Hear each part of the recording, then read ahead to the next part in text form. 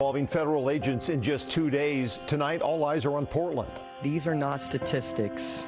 These are human beings. Portland is not a training ground for militarized agents. I mean, just one day after the tragedy in Minnesota. Say her name! Hey, God! It just breaks my heart that this is what the world's come to. It's wrong, and we have to make a stand.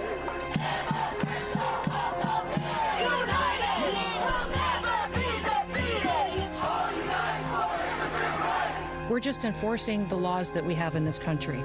Something has to be done. We're going the wrong way. Everyone should allow the investigation to take place. I just don't know when this all ends. We do not need you. You're not welcome. And you need to get the hell out of our community. That message for federal agents in Oregon from the state Senate Majority Leader. 2 people are recovering after they were shot by Border Patrol agents in Portland this afternoon. It comes the day after a deadly shooting involving ICE in Minneapolis, where a 37-year-old woman was killed. Protests are growing coast to coast tonight. New video shows protesters in Seattle and Minneapolis.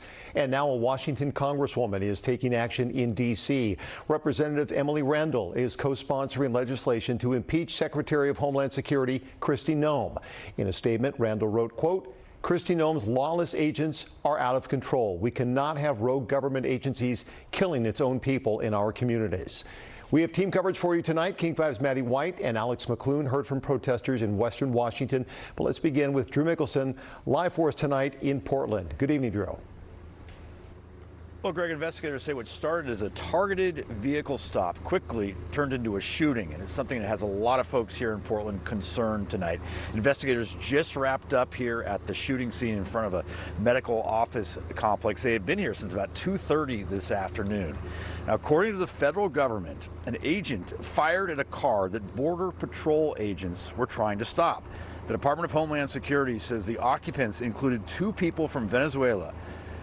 One allegedly had gang ties, another one had allegedly ties to a prostitution ring and may have been involved in a recent Portland shooting, we're told. Here's part of the statement released by federal investigators today. Quote, when agents identified themselves to the vehicle occupants, the driver weaponized his vehicle and attempted to run over the law enforcement agents. Fearing for his life and safety, an agent fired a defensive shot. Portland police say a man and a woman are in the hospital tonight with gunshot wounds. Here's Portland's mayor. We know what the federal government says happened here. There was a time when we could take them at their word.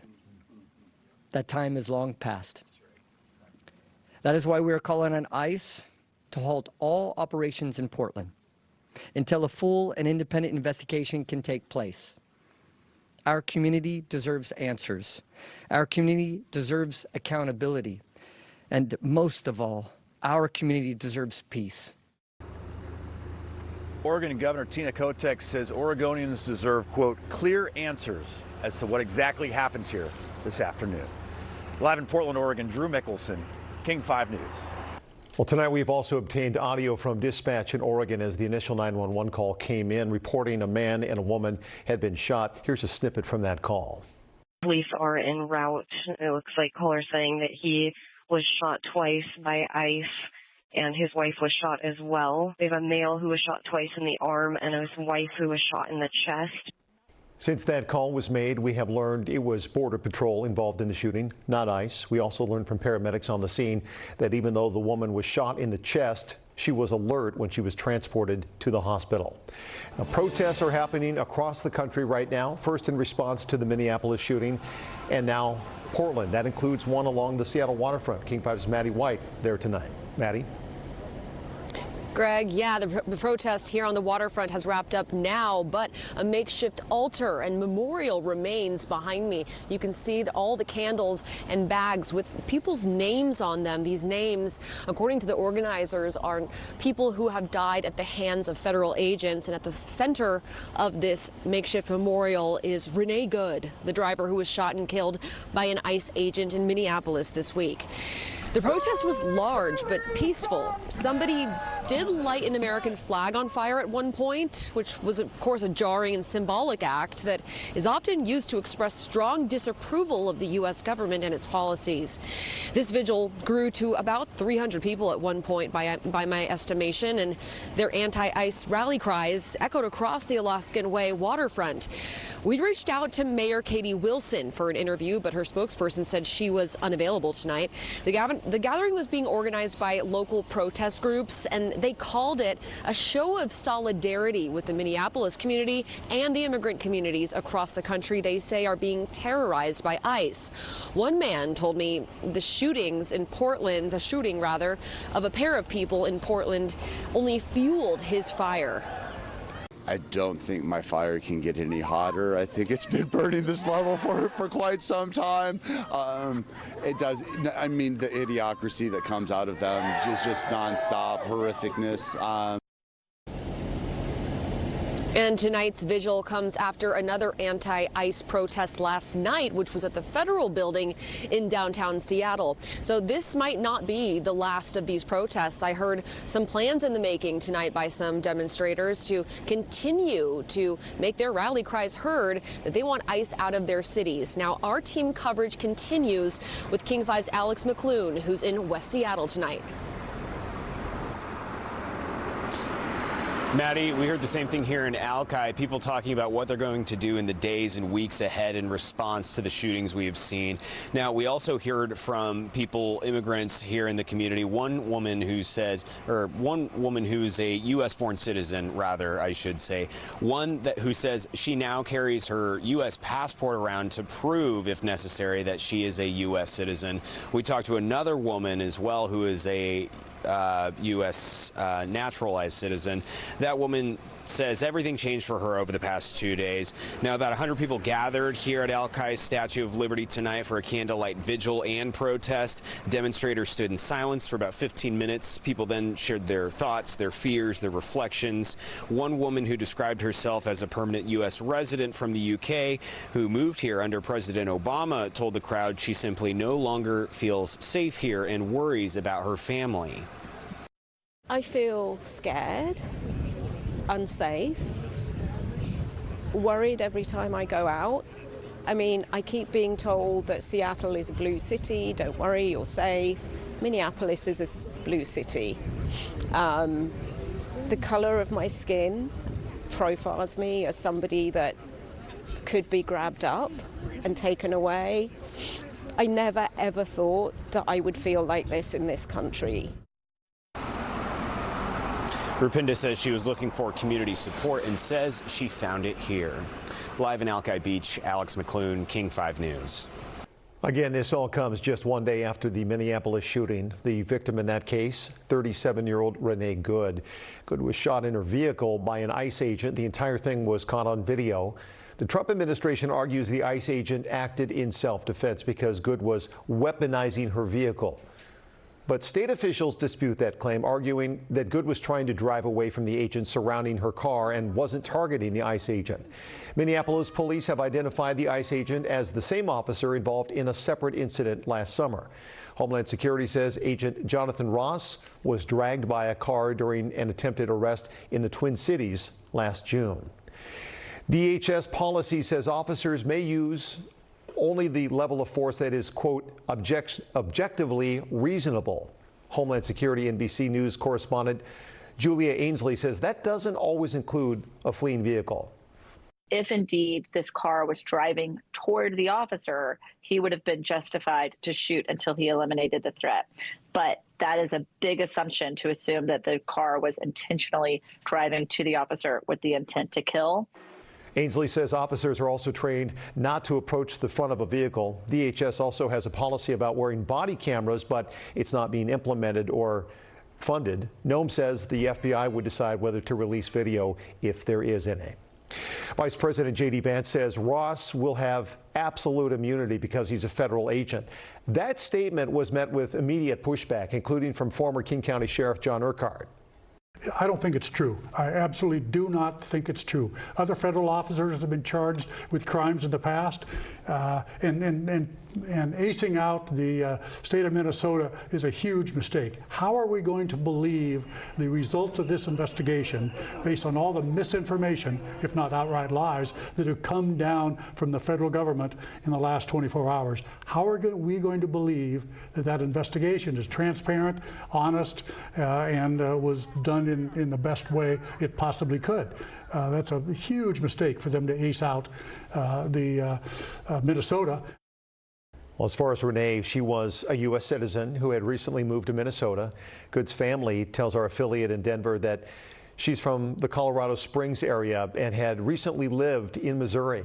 She was a mother of 3. Her former neighbors in Kansas City say they remember Good as a good mother to her children. A neighbor who, you know, is not a terrorist, not an extremist. That was just a mom who loved her kids, loved her spouse. We know from social media posts that Good liked poetry. The Old Dominion University English department posted this picture in 2020 after Good won a poetry prize. A lot still developing tonight in Minneapolis and Portland and across the U.S. as Americans call for justice. We will keep you updated. Stream all of our newscasts for free on the King 5 app.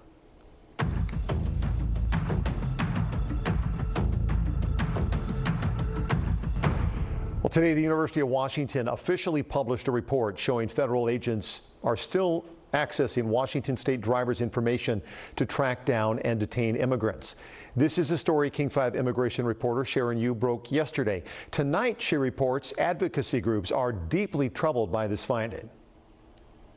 This University of Washington report makes it clear it's not just ICE. Other immigration enforcement agencies have access to Washington drivers' data from the Department of Licensing through a system that is operated by the Washington State Patrol. Our center has verified 9 cases where Washingtonians were subjected to immigration enforcement while driving. In a who's who gathering of immigrant advocacy groups, the University of Washington officially published a new report showing the state of Washington is still doing business with the feds on immigration enforcement, even though that is against state law. The report shows immigration agents used a switchboard called Access, a messaging system run by the Washington State Patrol to send requests into a national information network.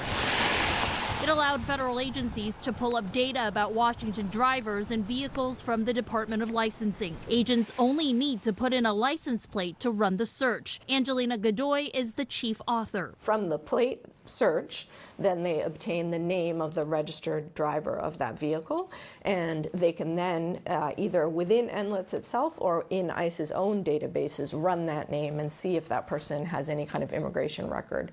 And if they do, they pull them over. This isn't the first time DOL has been in hot water for allowing feds access to its data. It feels surreal and it's upsetting. Nina Martinez is board president of Latino Civic Alliance and was one of the many nonprofits on the press conference call this morning. She says people are already in so much fear. They feel afraid to go outside. They're also afraid to go renew their license. Martinez says she trusts the intentions of state leaders remains the same, protecting immigrants. You know, they care about this issue. And our state government does, our legislature does, our governor does, our attorney general does. But we've got to really address the state agencies on how they operate. DOL and the State Patrol, or WSP, released a joint statement yesterday that denied they are breaking state law. It reads, quote, WSP does not own Department of Licensing data, initiate or approve federal queries, or participate in federal civil immigration investigations. Its authority is limited to system administration. As for Border Patrol's access to that data, they say they're reviewing next steps. For nonprofit leaders like Martinez, she's shifting the message to communities. Just keep going, but maybe elevate again, you know, that nothing is safe right now. In Seattle, Sharon Yu, King 5 News. Okay, we've got some snowfall out at Snoqualmie Pass right now and a couple more inches as we go into the next several hours before a drier weather pattern sets up. But look at that. It just never gets old. We're finally getting snow, and 3 days in, we've gotten about 30 inches of snow out at Snoqualmie and Stevens Pass. So here we go, another 1 to 2 inches or so over the next several hours, and then that's it. We dry out. It is going to be a cool night, by the way. Not quite as cold as last night, 5-6 degrees warmer, but starting tomorrow morning off in the 30s. That will be chilly. However, heading into the end of the weekend and early next week, our next atmospheric river sets up with some snow melt, and well, we'll be watching area rivers next week. I'll have a lot more details on that coming up. Well, almost a month after devastating flooding along the White River, families in Pacific are demanding answers, and they're demanding accountability. Tonight, they packed a town hall to ask who's responsible for a temporary flood barrier that failed, forcing evacuations and leaving many unable to return home. King 5's Madeline Carter reports from Kent. Legal action could soon be taken against the city of Pacific or King County, but the focus in that room was on gathering information from those impacted by the flooding. Documentation. Inside Redeemed by the Blood Pentecostal Church in Kent. In a lot of cases, a picture is worth 1,000 words. People who live and work along the White River packed a Thursday night town hall, all asking the same question. Who is reliable? Who's liable? Nearly a month after devastating flooding. This is everybody that's kind of getting evacuated. Michelle Lane, a mom of 3, no longer has a place to live. And I had to go and, find my children and scoop them up, and it was rising so fast. She's searching for answers and accountability. I could blame Pacific, I could blame King County, I could blame a lot of people, but I need answers and I need a resolution. Pastor Lawrence Bowles organized this meeting, bringing together residents, public adjusters, and attorneys. The goal is to provide hope to the residents that was affected by such a tragic storm. Experts walked families through the first steps of recovery. You want to make sure that it's tested for lead and asbestos before you start tearing things up. And attorneys began gathering information as questions remain about why a temporary flood barrier failed. What happened and why, and if there's a who's responsible, then we're still kind of looking into that as well. But a potential lawsuit could target the city of Pacific or King County for not building a permanent flood wall after the 2009 flood. A lawsuit will push through change. I think that would be the best next step. I've just learned that if a lawsuit is filed, that's expected to take place within the next 30 days. In the meantime, attorneys will continue to gather information. More town halls like this one are expected to take place over the course of this weekend. And I reached out to King County for a statement. They said they are committed to helping communities recover from this historic flooding. However, officials have not yet addressed questions about the temporary flood wall that failed to protect residents from this disaster. In Kent, Madeline Carter, King 5 News. We continue to track breaking news out of Minneapolis and Portland. 2 shootings involving federal agents in as many days. The one in Portland happening around 2 this afternoon. A man and woman shot by Border Patrol agents during an attempted traffic stop. Tonight, the mayor of Portland is calling for a halt to ICE operations. Just yesterday, 37-year-old Renee Good was shot and killed in an SUV by ICE agents in Minneapolis. That shooting captured on video. City leaders dispute the Trump administration's claim that she was trying to hit an agent with her car and that he fired defensive shots. Investigations are ongoing in both cities tonight as protests mount across the country. We will keep you posted, and we'll be right back.